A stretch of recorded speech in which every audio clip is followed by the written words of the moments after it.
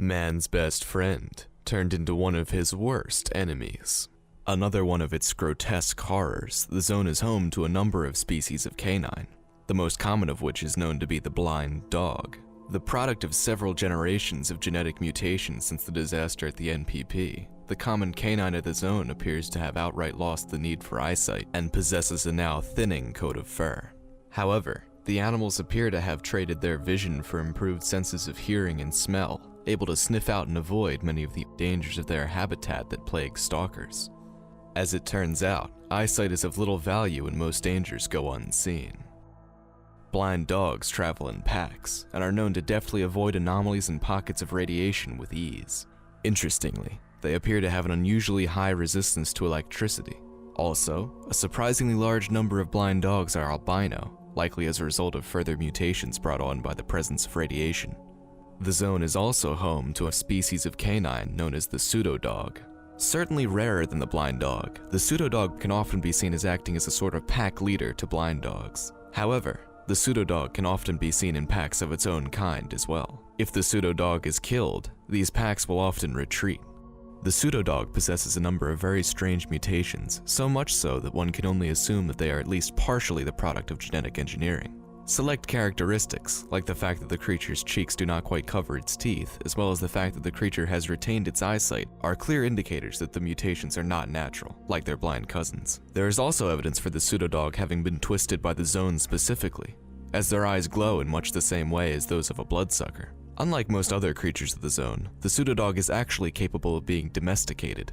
A stalker named Noah is known to have tamed a Pseudodog, which he keeps as his own personal pet. The Pseudodog is also one of the few creatures of the zone capable of reproducing, seeing as they are known to raise their own pups.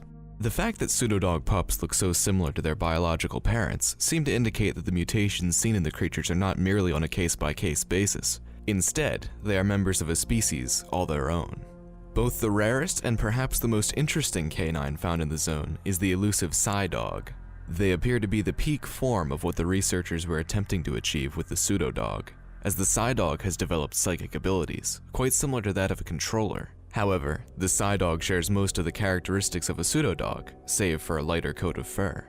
It is not too great a leap to assume that the genetic manipulations present in the Psy-Dog and Pseudodog were performed in the same laboratories that created the other psychic mutants at the zone. The Psy-Dog's powers enable it to form multiple copies of itself, creating the illusion of a pack, even though there is only one true organism present. Surprisingly, the psychic copies of the animal deal far more damage than the physical one.